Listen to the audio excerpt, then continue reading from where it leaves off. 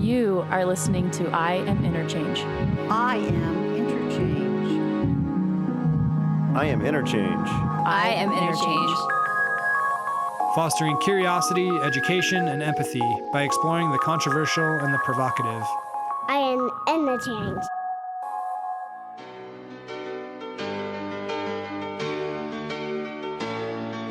Apsáalooke rapper Christian Parrish takes the gun, aka Supaman, was born in Seattle, Washington, but grew up in Crow Agency, Montana. After a series of emotionally charged formative events throughout childhood, Parrish began an artistic career that has more firmly defined him as a leader among men, an indigenous activist and spiritual guide than he could have imagined, or might still. I'm Tate Chamberlin.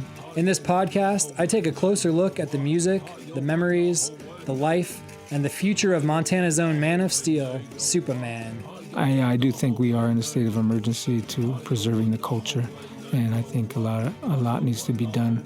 And I try to do my part as well as an artist, and that's why I show up in my outfit. To tell those people, hey, one time this was illegal. You couldn't put this on. You get thrown in jail. Just for being who you are and participating in anything native. All you natives out there, dance.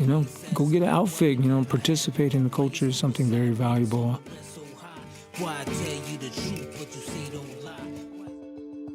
Hey everybody, I'm with Christian Parrish. This is the I Am Interchange morning show, even though we're recording in the evening right before your show's about to start. You bet. AKA Supaman. Yes. MC, presenter, comedian, DJ, clown, fancy dancer. You bet, brother. Flute player, producer, and father. We left your son's birthday party earlier today. Yeah. What's an indigenous birthday party like? Well, it's just like any other birthday party, except we have a couple of little traditions that we do, like the cutting of the cake. We'll have a clan who's like if it's my son's birthday, his clan father, our clan mother, we'll cut the cake and give him 4 wishes, wishes okay. Like, healthy future, get your education, and things like that. So that'll be a part of our culture when we have birthdays, and then we'll give them some gifts, to the person who offers the wishes, and whoever prays is usually somebody significant, and we'll give them gifts as well. Cool. It's like the elders of the clan. Mm-hmm, yeah. Elder, like grandmas, grandpas, just. Does it have a name?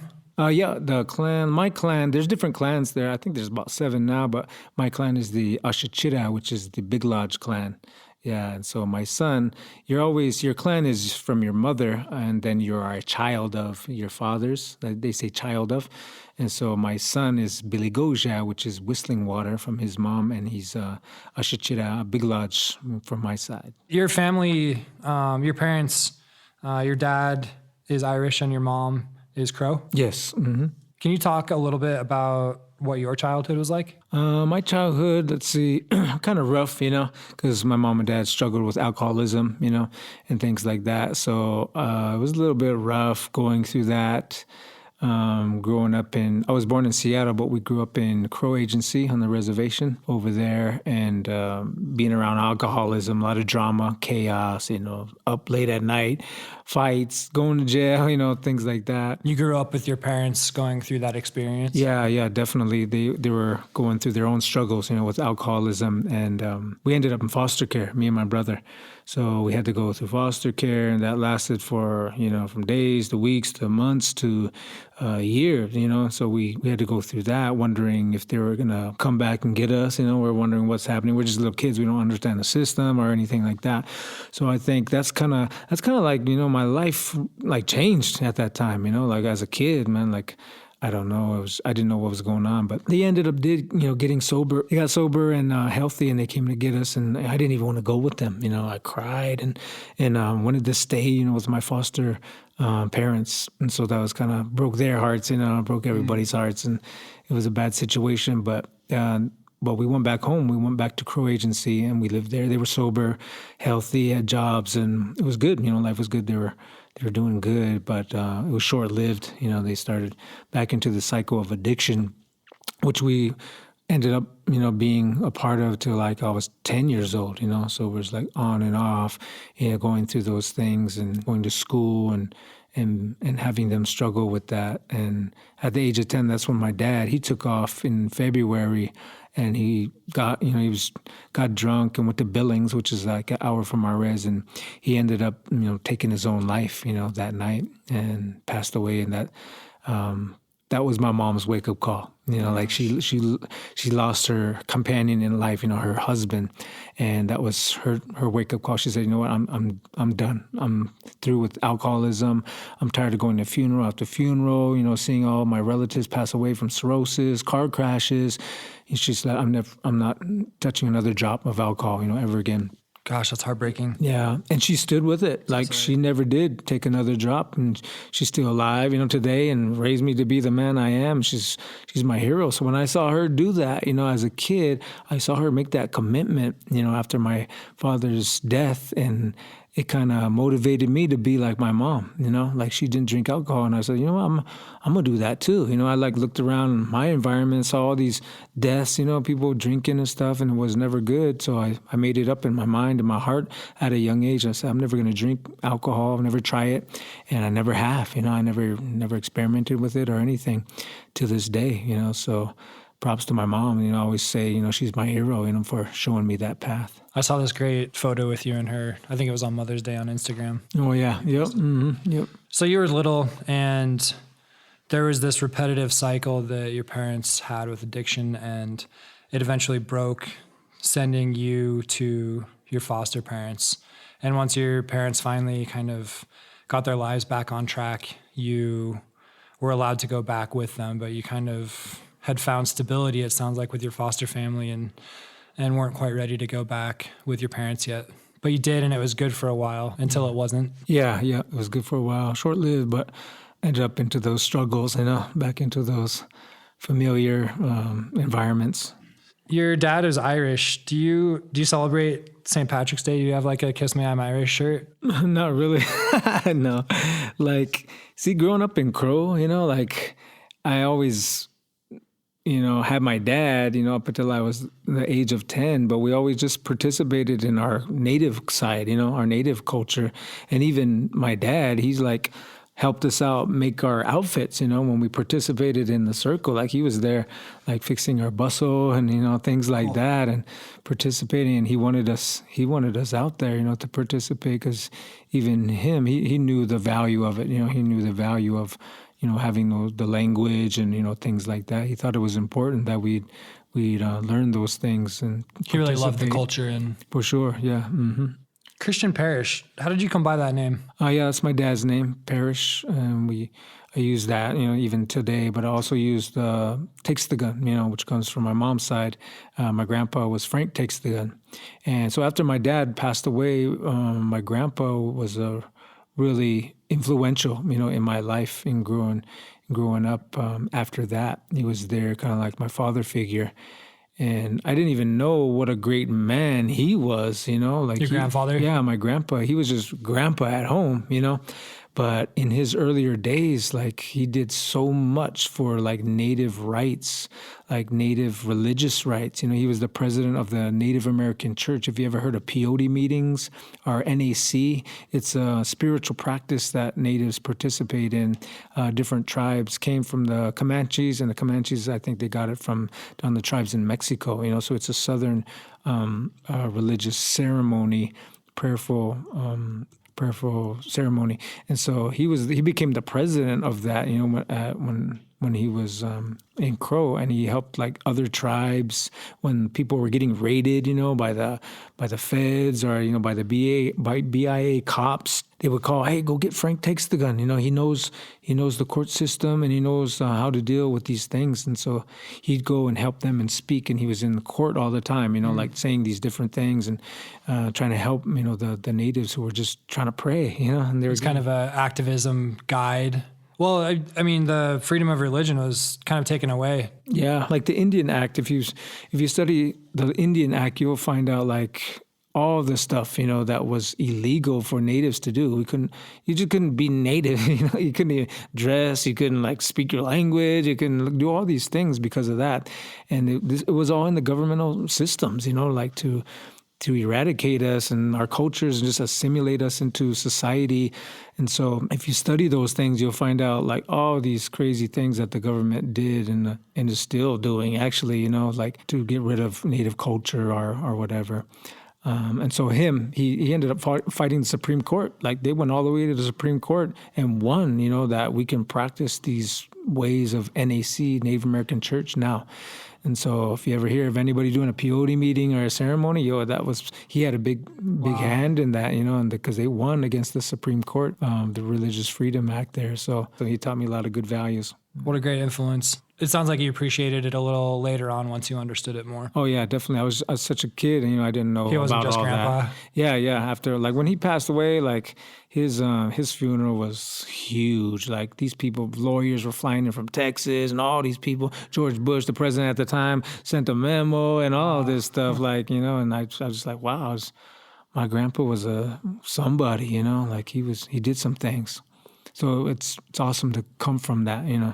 To come from him, knowing that he fought for the people, and that encourages me to do the same, in my capacity, as an artist. Awesome. I love that. I want to get back to religion. I want to talk a little bit about Bionic Savage. Oh, wow, I haven't heard that name in a long time, yo. That's crazy. Tell me a little bit about, was that your first That's artist hilarious, name? Yo, yeah. So, after, what kind of instigated your artistic career or just the chase of being an artist? Yeah, the chase of being an artist was the hip hop. I was telling our brothers on the way up, of the little bit about that, how we're influenced by hip hop, and it's such a cool culture. Like when I heard Rappers Delight, man, the vibe that it kicked out was just like, yo, this is something different. And to see breakdancers and b-boys was like, yo, we got to do this. And I heard scratching, I was like, I like this, I like this culture. And not only that, like when we started listening to the MCs, the rappers tell their stories. They were telling stories about the inner city, the ghettos, the struggle, the struggle with oppression. And so when we heard that, we're like, yo, these guys are, I can relate to that. We're, as natives, we would relate to that struggle. So you have the ghettos, you have the reservations. Those are like same environments almost. And so we related to that, and that kind of drew us more to hip hop just because of it. That kind of parallel universe. Yeah, definitely. And so we wanted to speak out, kind of share our stories as well in that culture, but we never took it seriously because we weren't from the inner city, we wouldn't have the accents like this, what I'm saying, yo, man, what up, kid, we didn't come from the neighborhoods they did, and our culture was different. We were in Montana, reservation, talk different or whatever. What does the Montana young rapper sound like? Sounds like this. Yo, man, I always change my accents and stuff, like my inflection, the way I deliver, my delivery is always like that. I always experiment with different types of inflections when it comes to hip hop, voices, tones and stuff like that. I think it's artistic, to you. I'm not more so like, you don't sound like that, come from there, but I always try to just be myself. And when it comes to the content of being native, you understand where I come from, like that. So there weren't a lot of rappers at the time on the reservation. How did you find people, and what kind of people did you collaborate with? Yeah, we just get your start. Definitely, yeah. Like when we first started, we didn't take it seriously because we felt, like I said, we didn't have the right to do it. We kind of felt that way. We didn't have the right, but when we saw other natives doing it and stuff, we're like, yo, these guys are sharing their stories. Man, we can too. You didn't have the right because you weren't from the inner city. Yeah, exactly. Yeah, we weren't from the inner city or from those environments, and so we felt like we were just kind of playing around with it, We didn't take it seriously until we heard other natives doing it and doing it seriously, sharing their stories with good beats and good productions, making albums and stuff. So we're like, yo, I could sound just as good as these guys, yo, I'm gonna do this. So we kind of took it seriously after that, and we started collaborating. There was a website called nativehiphop.net. That was the first thing, man. that's where I found like other natives, like rapping, doing music and stuff. And so we just like connected with them. There was a gentleman by the name of Lightfoot. He was from Seattle. No, he's from Oklahoma, but he lives in Seattle. He was like probably the biggest, at that time. He was like the biggest native. He was like, you ever watch Indian in the Cupboard? Mm-hmm. That's him. It's him. Really? Yeah, it's him. Yeah, him. He was like rapping back then. He was rapping before he was acting. So he's like doing acting. The actual character of the the character. Indian in the Cupboard? Yeah. His name's Gary Davis. Shout out to Lightfoot. Yo, good guy, man. He showed a lot of us native rappers that you could do it, that you could make a living from doing it, that you could get booked, that you could make albums, he showed us that it was possible. And so, shout out to him, man, for kind of like laying that framework, as an indigenous artist to be able to do this kind of work. So Bionic Savage was kind of your intro to hip hop. Can you tell me a little bit about the evolution from him to Supaman? Was there like an activism approach to Supaman with more purpose and intention? Yeah, kind of like came along the way, so Bionic Savage was like just that hip hop, just that rugged type of raw. I always wanted to come out like that, like hip hop, it's always aggression, Scrappy. Yeah, scrappy and just like, I'm bad, you don't mess with me, I'm the illest, like hip hop that's part of hip hop, of saying I'm the best MC ever. Every MC says that, even though they know who's dope or who's better, they say, I'm the best, that's part of hip hop culture. And so anyway, Bionic Savage, I kind of started using that. And then I think I used it just a few times. And then I was kind of like going into different names, and I would like use Supaman as a DJ name, DJ Supaman. And I won a DJ battle, and it was kind of in the paper more so. And I was like, you know what, I can use like the comic book, for my covers. And was like, there's different samples out there of the, movies I can use in my mixing. And so it became like, I'm going to use this, this kind of persona. At the same time, I'm a positive dude, I'm a positive guy, and I'm always trying to help the people. So it kind of like fit good to use Superman, to use Supaman, Who's your favorite superhero? Mine would probably be, what's that guy's name? I guess he's not that my favorite, but I can't even say his name, right? But he's the one that, he's on the X-Men. He makes it go so fast. Like, he's like, everything's going slow around him, and he goes real fast, and he's handling business, real fast. What's that guy's name? Flash. It's not Flash, but it's like Timeless or Stopwatch or We'll find it. Something like that. Anyway, he's an X-Men, He's right. like one of my favorites. So You can freeze time. Oh, is he blue? The blue guy with the tail? You just kind of know it's not him. He's just like a regular type of dude, and he wears glasses. And anyways, he's butchering dope. you, Marvel. Yeah. Sorry about that. Yeah. But I started transferring into being Superman and activism. When I started making recordings, I wasn't an activist. Like, I still don't say I'm an activist. I just say I'm just doing my best, as a human being. And like, if I stick up for water, if I stick up for truth, that's just what you do. I'm not being an activist or anything. I'm just trying to help people out, or I'm just doing my duty. You're acting on it. Yeah, acting on it. I guess I could say activist. I don't like to like just own that name and like say that. Like, if I'm talking about who I am, I'll never say activist. I'm an activist. I'll just say I'm just doing what I do. But anyways, how it came for me of getting into that, into those type of things was like, as a native artist, when I would get booked and go do a performance, and sometimes it would be for non-native people or whatever, I realized, and even native people, I would show up and present what I was doing, and a lot of it was new to people, like it was new, or I would find out that these students never heard that America was founded on genocide, or something like that. They weren't taught that. Things that they weren't being taught in school that we as indigenous people just know, like Thanksgiving and, just all these things that America kind of sweeps under the rug, I grew up in that culture. Yeah, for sure. So, like a lot of people have, and still people are that way. So when I was performing, I saw that, and I didn't really know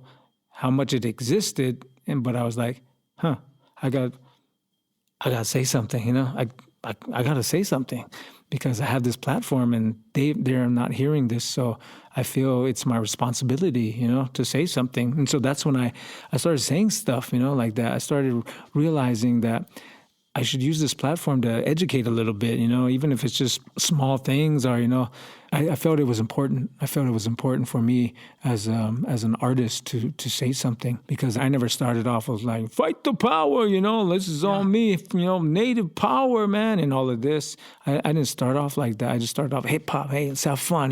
Check these lyrics out. That's how I started. But after I got into shows and performing, I realized, people are not hearing, some of these things. And so I have to say something, I guess I'll say something because I'm an indigenous person. I'm a native person. And so I felt it was my responsibility to speak up on different issues and things like that.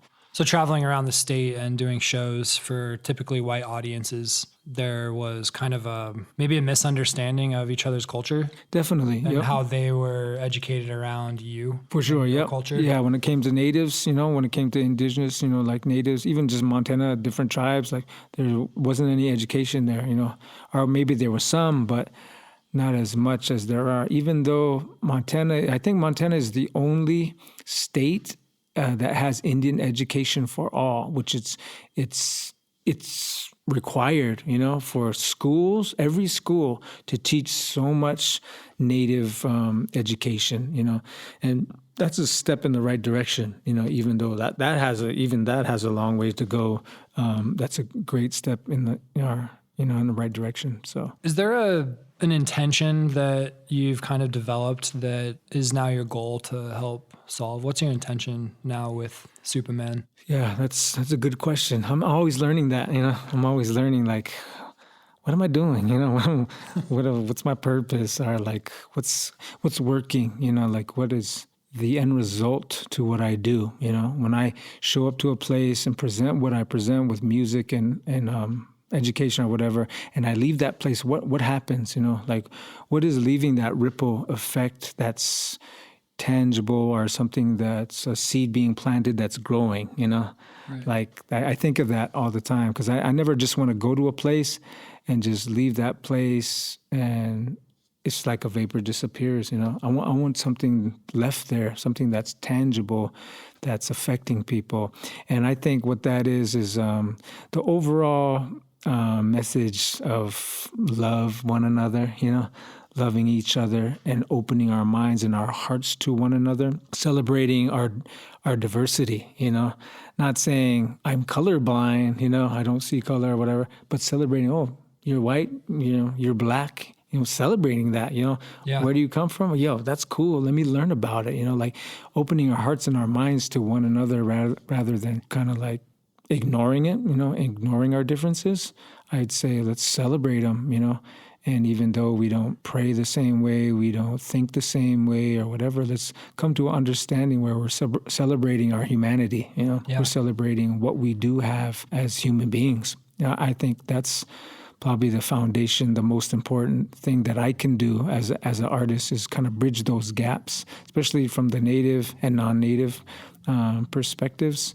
I try to bridge those gaps, with what I do as an artist, bring that joy, bring that laughter. We did the Alberta Bear. There was non-natives and there was natives there, and it was great. And I was like, everybody stand up, turn to your neighbor, give them a hug, tell them I'm here for you, and they do it. And there's a stranger there, maybe they're native, and they're like, hey. It's a love fest. Brings them, it kind of brings them closer in just that moment. And maybe that will, I don't know, change something, maybe it'll make somebody think differently or open their mind, open their heart. And if somebody hears my story, from where I come from, what I do, hearing that, the stereotypes that I don't live by, like I'm different. And if they heard stereotypes about natives, they're like, oh, he's not like that. Oh, maybe I've been misinformed, Can we talk about stereotypes? Yeah, for sure. I grew up in Colorado and it was about stereotypes. I looked at racism towards black kids and Mexican kids, but there's this underlying racism that I hadn't really pinpointed until later in my life around the indigenous culture. Mm-hmm. It was, don't park on the reservation or your tires will get stolen. Mm-hmm. A lot of systemic issues around addiction. Yeah. Mm-hmm. Can I ask you some stereotypes that you grew up with about white culture? About white culture, let's see, like they hated natives. That's a stereotype, like that. What else? That's a good question, about white culture. There's such a deep history. I know that there's a lot of feelings. Yeah. Stereotypes of white people from Yeah. a native perspective? Yeah. Let's see. That they're all racist, like they're all against natives. Like you kind of think that, like when you grow up on the res and you hear that from your uncles or, your relatives. So it's kind of passed down from your family. Yeah, like they're kind of against you already. And so you kind of have that and you're always standoffish, until you like go to school and you're mingling with them. Like, oh, these guys are cool, these guys are all right. And you just know certain ones who are really dope with, as humans. And so there's that. Oh, there's not much that I can just come off the top of my head, We don't have to get into it that deep. Yeah. If it comes up, you're welcome to share it. Maybe they're wealthy, I guess. Money. Money. Greedy. That they have a lot of money, I guess. More money than we do, I guess. What's Wasichu Coming mean? from, it means white person. Wasichu, yeah. I've also heard it means one who takes the good meat. Could be, yeah. I don't know. Lakota, that's Lakota, right? Lakota, ours is Bashchila. We say Bashchila for a white person, but that's more like color. Is that true? Yeah, it's color.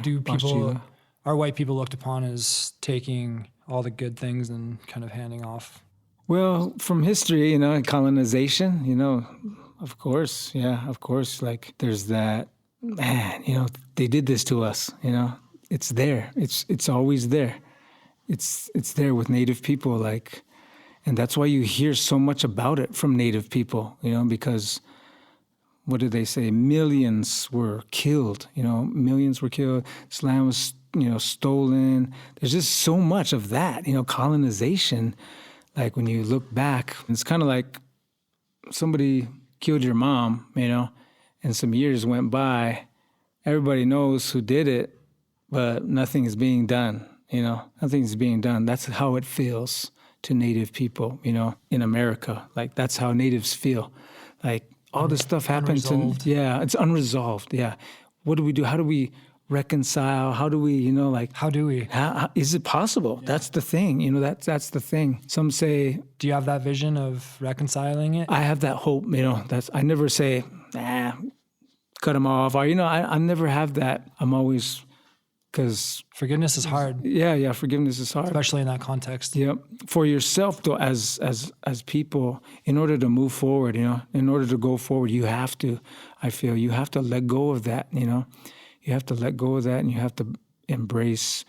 But at the same time, you have to not forget it. You can't just not acknowledge it. That's why I always bring out that truth and say these things, because I feel people like yourself, when you hear the truth, it creates that empathy, it creates that. And like, what can we do, what can we do to move forward in a good way rather than having that bitterness, because a lot of people I know hang on to that bitterness, it becomes their identity. It becomes their identity. They're bitter. They're against white people. They're against the government and all of these things. And it's hard for them to live a happy life, what I see. And I feel like you have to just continue on, continue on, move forward, not forgetting, but trying to be positive and, love, like love now, love right now.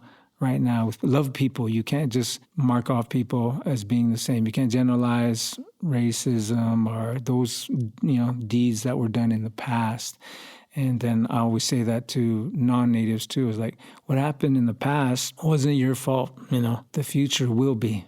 Mm-hmm. The past isn't your fault, but the future will be. So that means we take a look at the past and be like, I can't change the systems that were against, Native people, but I can change this system in my own heart, like the thoughts that I had for them or whatever. I can change this system and I can better myself to move forward, with a better understanding, and an open heart. So one of your friends shared something that connected and resonated with you after you talked a little bit about Billings and feeling the racism from Billings. Oh yeah, that's right. It was my wife actually. Okay. My wife. We were driving through, it was beautiful spring day, and you have the rims there, you have those plateaus, those buttes up there on the rims. And she's like, man, we live in a beautiful place, She's like, we live in a beautiful place.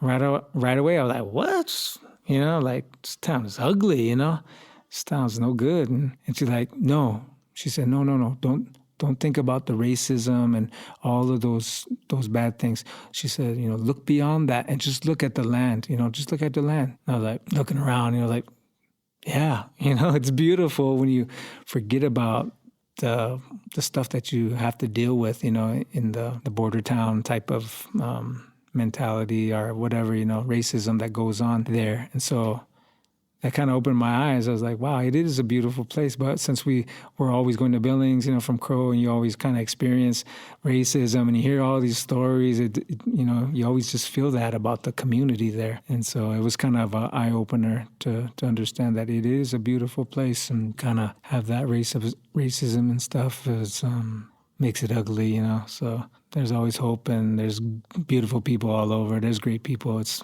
not like that everywhere. So. You talk about being in a border town in Billings. You live in Billings, but it's right next to Crow. Mm-hmm. What's the state of your cultural identity? It's going down, like, me personally, or... Yeah, you can do you personally, and then what you kind of see throughout. Yeah, cultural, like when it comes to culture, I think we're in a state of emergency, because I get to travel. I get to go to different reservations and see different stuff. And like when you go to the east, like the boats, like when they came, it kind of was there. It kind of spread to the west, and so we're kind of feeling it later, over here in the west. Like the boats from Columbus? Yeah, like, colonization and stuff, like kind of it took its time to come this way. And so I get to go to different reses that are that way, sometimes, and I get to see the results of that, the results of the systematic, things that have gone on. And so I'll be at a res, and there'll be no language speakers, zero. The language gone, totally gone. And then they'll take me to their cultural center. I'll go there, be like, here's a glass case here, some baskets there, some little history books, some pictures of old elders or whatever. Like a museum. Yeah, like a museum. And that's it. That's wow. them. That's them. That's what they have left of who they were as a people, And so it's heartbreaking. Yeah, it is. I get to see that, and it's also a blessing that I get to see that, because I can understand what a state of emergency that we are in as Native people, to uphold this culture, uphold the languages, just anything. I think it's really, I value it a lot now. I value it more than I would have. I value it more than somebody who doesn't get to see that. They're just like, oh, I live here, we play hand game, we participate. We're good, we're all good. But I was like, that could be us, Yeah. That could be us if we don't continue on. Like, and I think that it goes, like some people say, we live in these two worlds. We live in the modern day society where we go to school, we participate in the educational systems and all these things, and then we have who we are as indigenous people, our Apsáalooke, our customs, our ways, our kinships, our values, things like that, which we are trying to uphold, And sometimes this could be overwhelming, Sure. It's overwhelming, and it kind of overshadows the cultural part, and just the weight of keeping it alive. Yeah, just the weight of keeping it alive. That's a good way to put it. And you get so busy doing a modern day society, modern day living, that you forget about it, You forget about over here. And if you really don't value it, you just get comfortable with going through the motions, with modern day society, man, until you're like, man, I should be learning these songs right now, or I need to teach these songs to my kids, or stuff like that. It takes an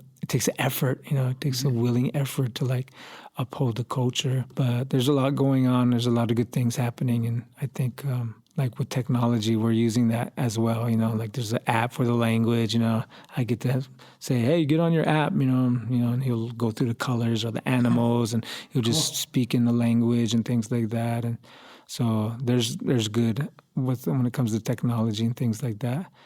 But I do think we are in a state of emergency to preserving the culture, and I think a lot needs to be done.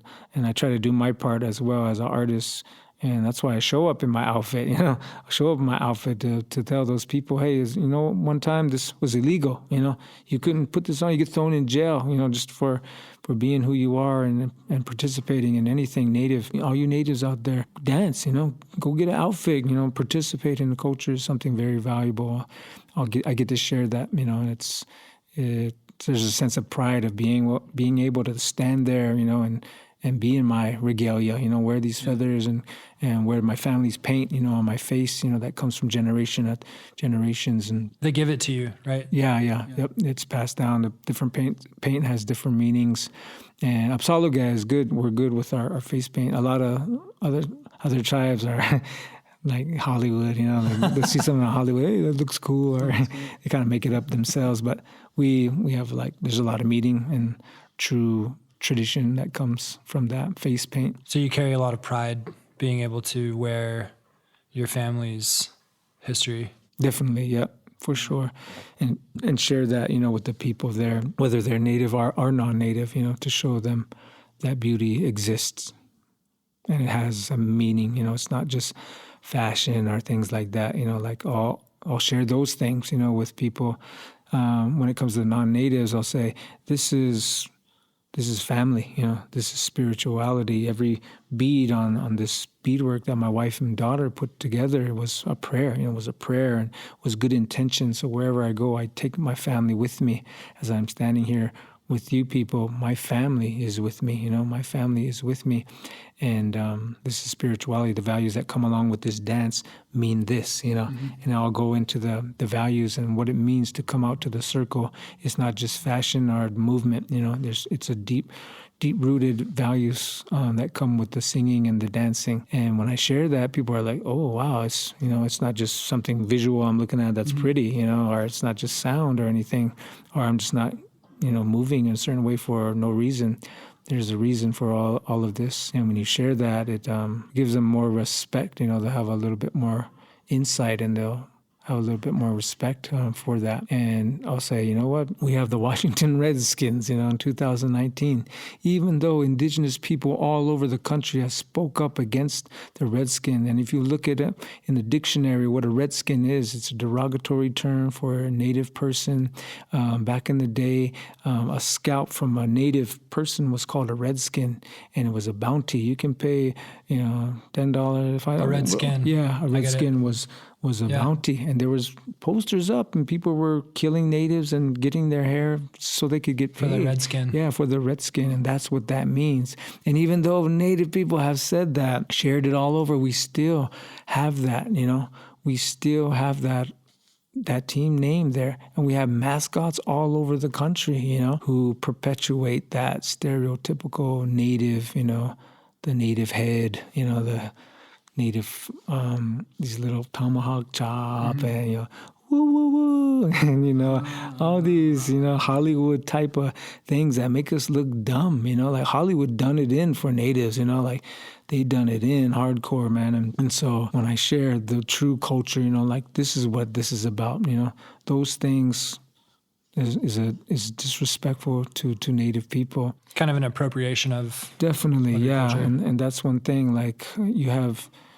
Redskin is like, you'll see the people put red on their face and, put their war paint on, and that's like blackface, if somebody did blackface, hey, everybody get all upset. But when they do it for a Native, they think it's okay. And it's like, well, I don't know why that it's like that. Maybe it's our voice, maybe our voice is unheard or whatever. And that's another reason why to get out there, Like there's always a good reason to get out there and share those things to educate the people in things that people don't even think twice about, Halloween costumes, you go into, Hobby Lobby or whatever, you'll see the fake headdresses and all of that, and that's all there. And people dress up every Halloween like that and act a fool, but they don't even think twice about how disrespectful that is to Native people. So cultural appropriation, my understanding is the intention behind it. It means that you understand and respect it and want to share your appreciation for it.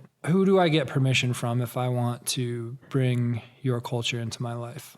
You would have to go spend time with the people, like go spend time with an elder, learn about the values, learn about, where it comes from, why it's done, things like that. And once you have that understanding, it's like the people will ask you to participate, They'll be the ones to invite you over, There's this one lady who hit me up and she's like, I want to be a Hopi. It's my destiny to be a Hopi. And I'm like, what are you talking about? She's like, I'm going to go be a Hopi. I'm going to become a Hopi native. I'm going to go down there and I'm going to be dancing with you soon. I was like, that's crazy. You can't just invite yourself. Yeah. You can't just do that. Like what? Yeah, if you wanted to really get the logistics and how that is spending time with them, being accepted by the people because they know your character, they know your intentions, they know your heart is good and all of that. And that's when the people, they'll be like, this guy's a good guy here, like I'm going to share these things with him that are valuable. And that's how that happens. You can't just go and do it. You can't just go do it. Like it's the people who invite you into the culture. Is there a time that you can share where you felt disconnected from your culture? Probably when I was really getting into hip hop, like I was like really getting into hip hop and I was like, my grandpa was passed away, I didn't have any cultural influences too much, at the home. And I was really trying to be a gangster, getting into gangster rap and all of this. And I still participated in powwows, but not as much, Mm-hmm. Like I wouldn't get into it more, or I didn't play hand games, or get into the culture as much. And I started going down the negative hip hop stuff. That's when I realized, like, man, that's probably the most disconnected I've been. Is when I started doing that, kind of losing sight of those values. Because when you're always in the native culture, there's always good values, like being drug and alcohol free is a value of being native, it's a part of being native. And so helping, respecting people, and all these good things, it's always good for the people. And so if you're trying to be a gangster, you're disrespecting women, you're, being a punk, you're trying to be tough, be a bully, it's total opposite. Were you appropriating like that inner city gangster culture? Yeah, because when it came to being a rapper, you had to be real. You couldn't be fake. Like everything you rap about, you had got to have lived it. And so we kind of like doing that. We're trying to live it. Like I know some people who like they had gangs. They were in gangs. Now they did stuff, man. They like did dirt and all of that, fight. Gun, all of that. Like. You can say wannabes, but if you truly want to be, you're going to be, and that's how they were. They like immersed themselves totally into that identity, And so I was going along that path for a moment, it's for a moment, and luckily I snapped out of it. I thank the Creator for doing that, and not only that, but the prayers of my mom.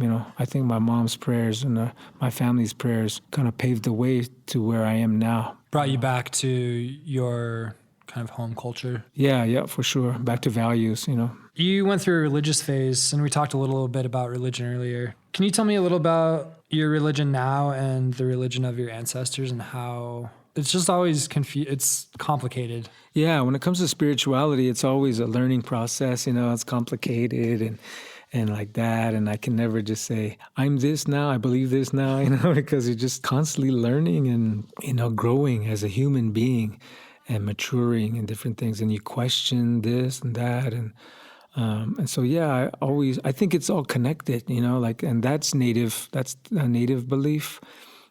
Crow is that we're all connected to everything, like everybody and everything, the stars, the moon, the grass, the water, it's all connected, it's all one. And the Creator is the creator of all of that. And along that path, there's good and bad that you're going to go through, and there's kind of like bad karma, like things like that. When you do things a different way, mess things up, there's a bad repercussions for it, but there's not a hell, there's not a hell that you're going to go to like that. So that's kind of like the Crow, the Apsáalooke way is that there's one Creator, but there's helpers too. There's spiritual beings and there's helpers that help you along this journey in life. And so my spirituality growing up was, I was a Christian. You know, I was baptized as a Catholic as well.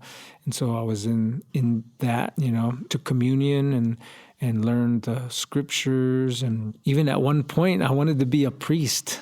My dad was drunk one time, and he goes, "What do you want to be, you know, when you grow up? What do you want to do?" And I said, "I want to be a priest." And he was like, "Really?" I was like, "Yep, I want to be a priest." Because I thought that was a great thing. When I would go to church, I felt that the priest he was connected to God, you know, like in a close way. Just the environment or the atmosphere of church culture made me think that whoever was speaking and reading the scriptures was connected to, you know, he was teaching us, and that person was closer, you know, to the Creator, closer to God. And so me as a little kid, I wanted to be closer to God, you know. I wanted that connection. Well, I thought that was the greatest thing that you could be, you know, was like somebody who was living a holy life and who was really connected with God. I thought that was the best thing you could be. So that's what I said. I want to be a priest, you know, like that. And Did that change? Thing. Do you still want that? No, I don't want to be a priest.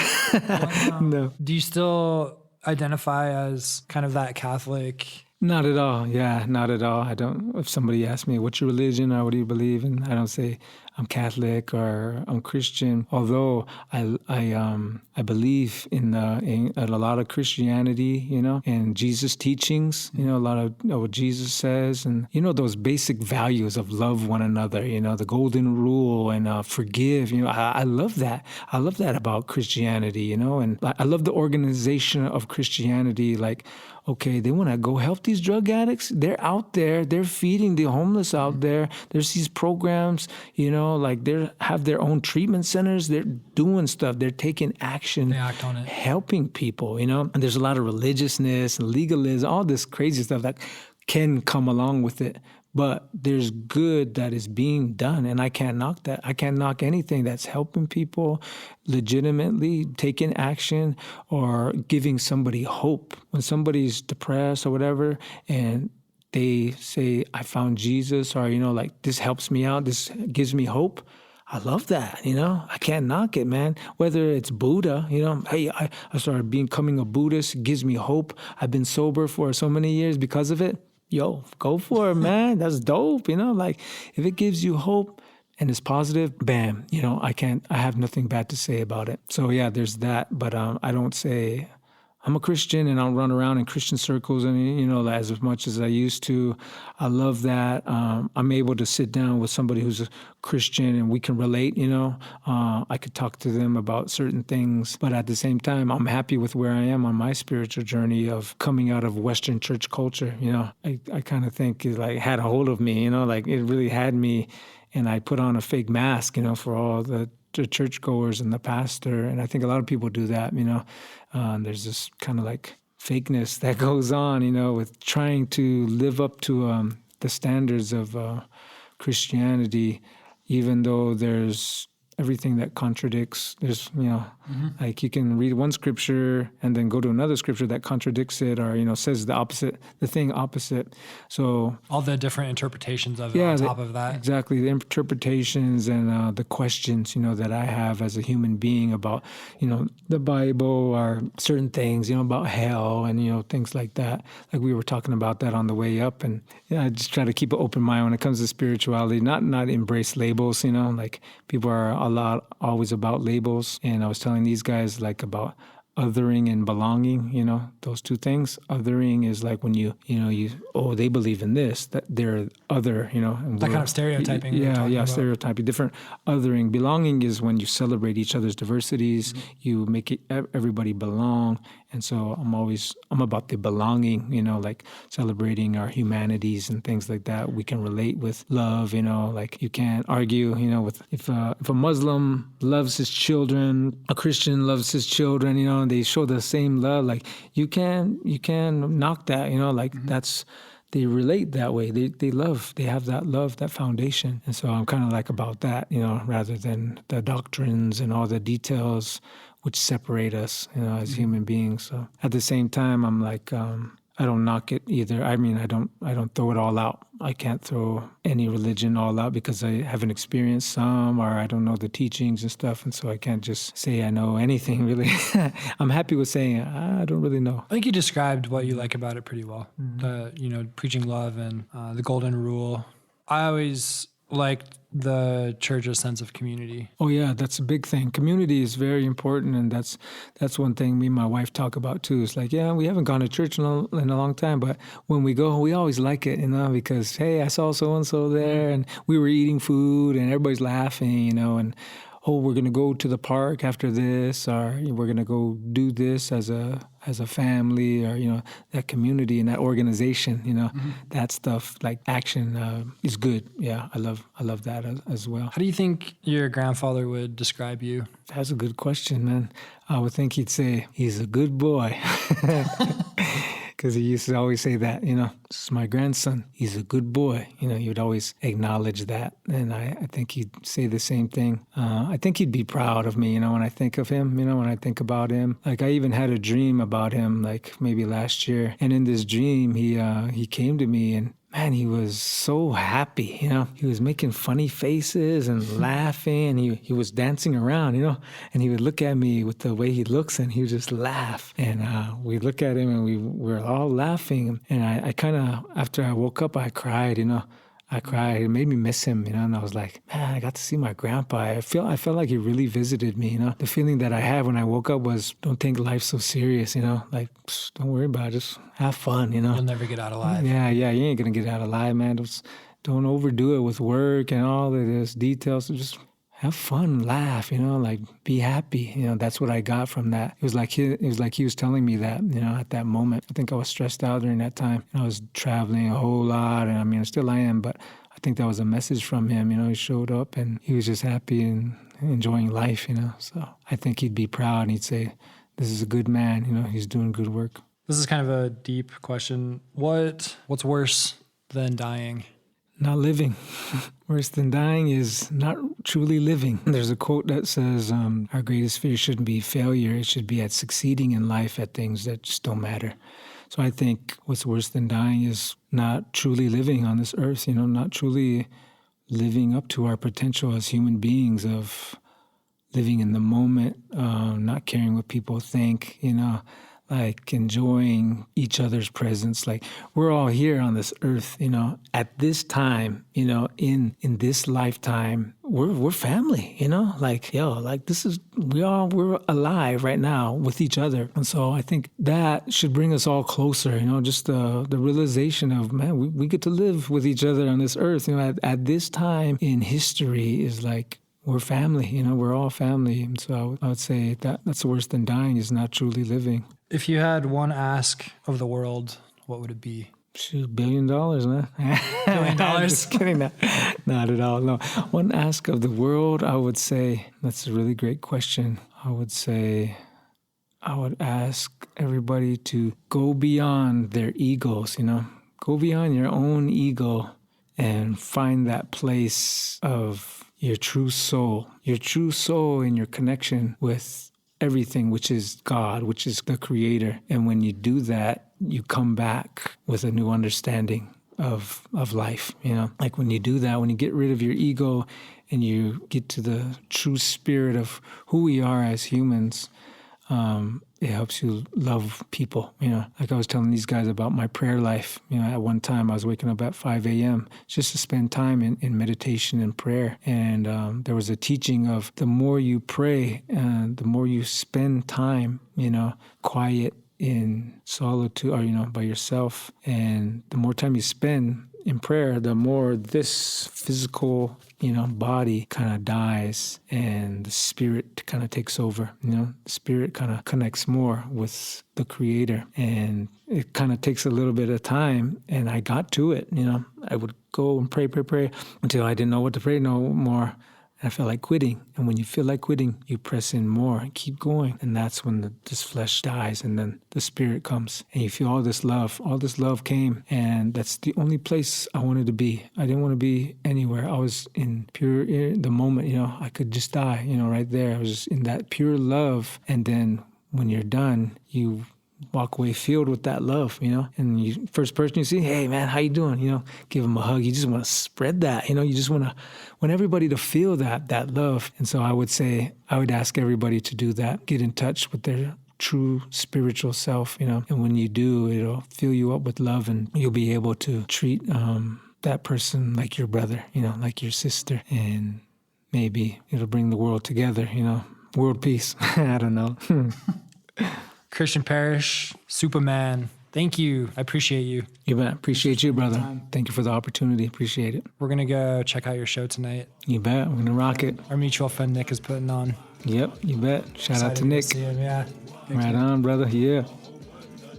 As his grandfather, Frank Takes the Gun, would surely describe, Supaman is, indeed, a good man. A good man doing good things. From roots that once defined a troubled past and designed an uncompromising future, Parrish continues to be the humanity he seeks to cultivate in others. Whether characterized by Jesus' compassionate teachings or his namesake grandpa's determined advocacy, Supaman delivers a message through his music and activism that compels introspection, open-mindedness, and love for the human family. With one foot in modern life and the other fancy dancing through a parallel indigenous universe, Parrish attempts to resurrect a dying cultural identity through education and community. In a world increasingly defined by alienation and the doctrines of othering, Christian Parrish Takes the Gun advocates the contrary in a statement both simple and sage. Love now, love right now.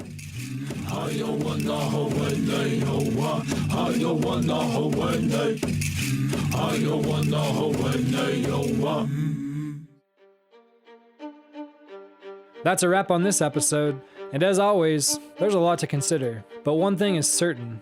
As humans, we approach big topics from very different angles. Thank you to Meg Singer, Timothy Tate, Kirsten and Pat Keynes, Yellowstone Theology Institute, and Susan Karstensen. This episode was brought to you by the Montana Governor's Office of Economic Development, the City of Bozeman, 10 Directions, Hatch, Montucky Cold Snacks, the Nova Cafe, Zocalo Coffee House, Whistle Pig Korean, Dean Zesty Booch, Bliss, the Sola Cafe and Market, Shank Construction, Ben Johnson Photography, Loken Productions, Superfluous Industries, and Blunderbuss. A shout out to our editors and media team, Pat Loken, Jessup Sandoval, Allison Gregory, Shannon Hughes, Jessica Byerly, Jacob Desch, Nathaniel Johns, and Nicholas Hill. A special thanks, as always, to Debbie Shank, Joe Fedora, Ethan Hoare, and Elliot Canfield. Do you have an issue that's riddled by gridlock in your community? We want to hear from you. Shoot me a message at tate@iaminterchange.org. That's tate@iaminterchange.org. Until next time, share airtime and don't ruin dinner.